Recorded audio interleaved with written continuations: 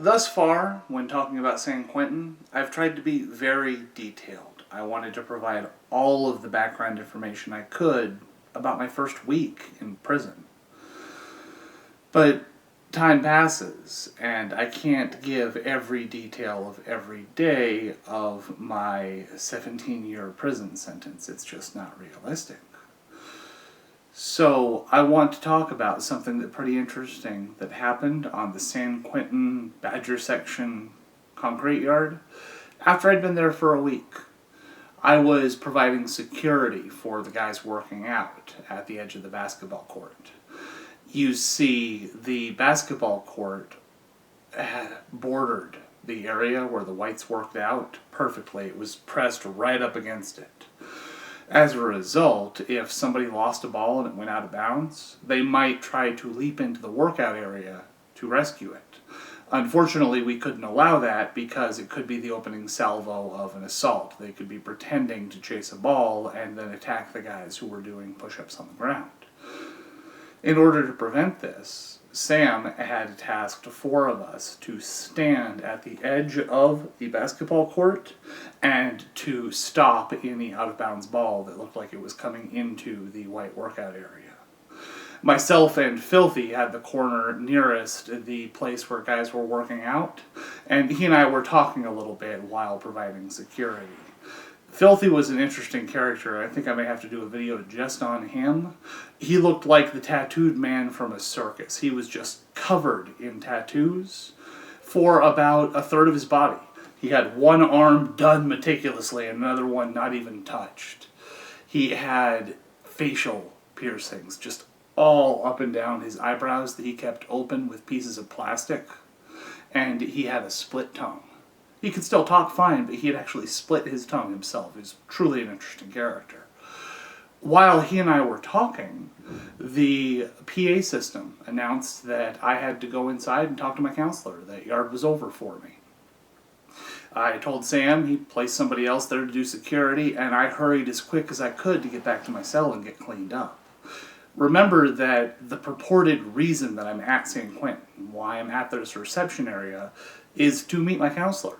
It's to be classified and evaluated by a correctional professional so that he can determine what level of security I need. Whether I could be placed in a fire camp or a minimum security facility, or whether due to characteristics of my personality, I need to stay someplace like Badger Section, which is just a serious level 4. I meet the guy, and from the very first word out of his mouth, I just know that it's not going to come out well. He has a used car salesman vibe. With a two-handed handshake and, "Hi, Aaron, it's real great to meet you. I'm Counselor Renault, but they call me Joe. Everybody calls me Joe. You can call me Joe. We're going to get this worked out, and we're going to make sure that every piece of paperwork that needs to be filed for you is done today, all right?" And the words sound great, but he just oozes insincere. And I sit down with him and we go over my file, and I'm still hopeful until he gives the sigh and lean back. "Well, Mr. Channel, I'm sorry to say there's not much I can do for you." And I know that I'm screwed.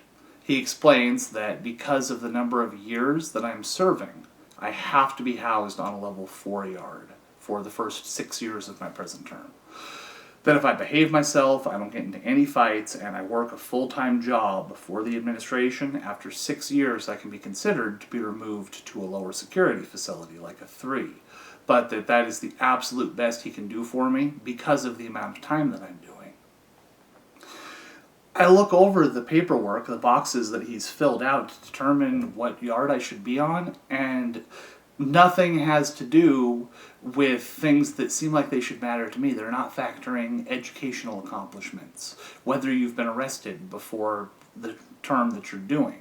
They're not factoring how much trouble you get into while you're in prison. It's all just how much time you have to do and how long you can stay on a high security yard without getting into trouble.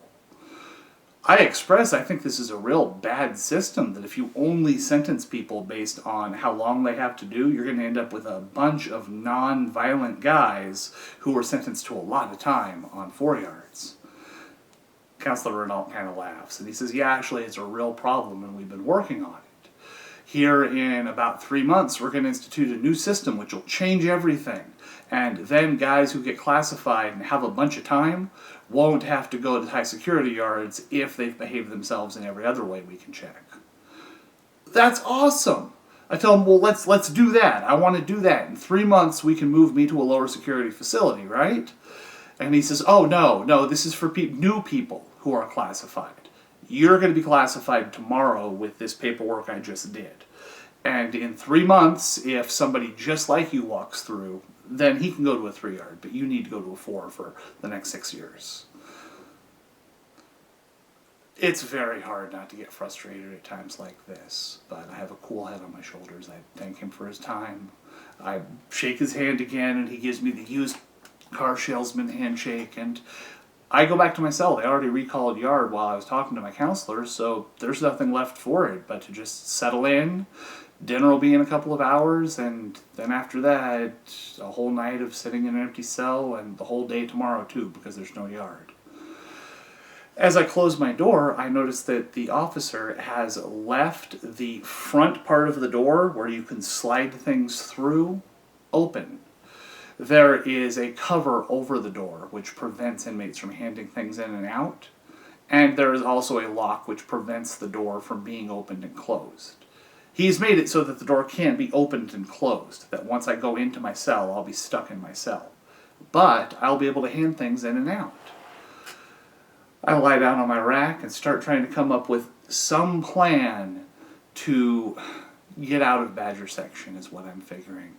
Counselor Renault told me that he's planning on sending me to Salinas Valley, and that there's a 90-day waiting list to get to Salinas Valley.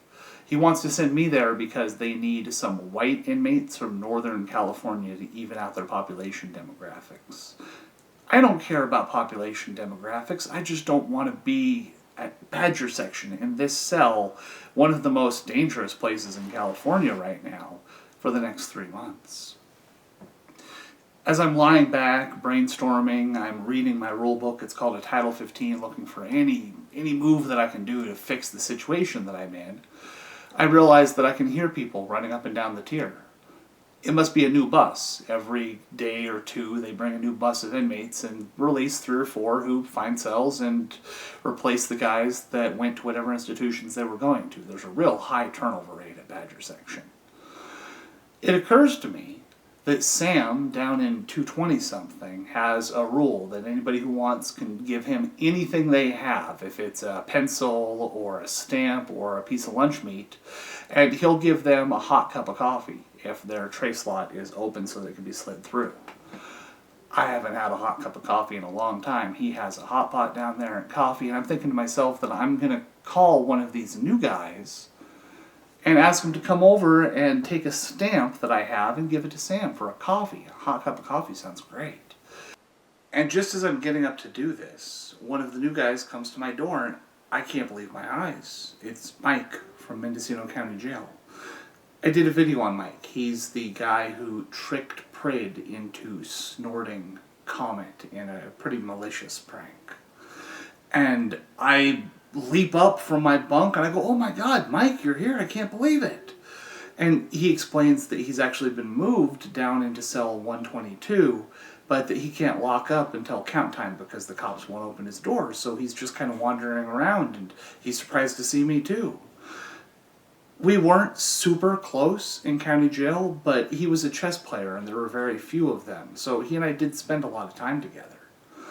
And I say to him, I say, hey, well, we're going to have to get a chessboard worked out, and maybe we'll end up selling up together. And we talk for a little while, and he doesn't have a cellie either, apparently. After a little while, he gets up and goes to lock it up in his cell. And at the last second, I realize, and I call him back. I go, Mike, come here, hey, Mike. And I tell him, you have some court paperwork. You have stuff that says what you're in prison for. You need to bring that stuff out to Yard. Yard is the day after tomorrow, and show it to Sam, the shot caller. It's a big deal. And Mike kind of hangs his head, and you can tell he's already talked to Sam. He says to me, Aaron, I'm not going to talk to that man about my case and he can't see one piece of paperwork. That's my personal business and I'm not going to talk about it with anybody. He doesn't say another word, turns around and walks off to lock up. Apparently he'd already talked to Sam and he told him in no uncertain terms he wasn't bringing his paperwork out. On that note, he turns around and starts walking off to lock up. And I spend a minute, take a breath, and just imagine the train wreck that is coming, because I may have only been here a week, but I know you do not tell Sam I'm not bringing my paperwork out. So that's going to be a mess. And I lie down on my rack and I take a moment and think about what I've learned in the week, the 7 days that I've been in San Quentin. A week is a long time. It's an incredible amount of time. You consider all of the details that I changed about myself and my program in that week. Whenever I showed up, I was fresh fish. I didn't know anything and I was terrified. A week later, I suppose I'm still scared, and rightly so, but I know the lingo. I've made friends with people, or at least acquaintances. I know where to go whenever the various bells and alarms sound, what to do to fit in. I'm not excelling at the workout, but it's a part of my daily routine. My entire life, who I am, has changed in just 1 week. A week is an incredibly long time. If you ever catch yourself feeling overwhelmed by the problems that life is just stacked on you, and you think there's no way you can get in front of them, it's hopeless, think about how much you can change in a week. Maybe you can't fix all of them, but you can change those habits, those aspects of yourself that allow you to succeed. So if you're overwhelmed, just take one moment and think about how different your life could be, you could be, in 1 week if you treated it like it was life or death. Because it just might be.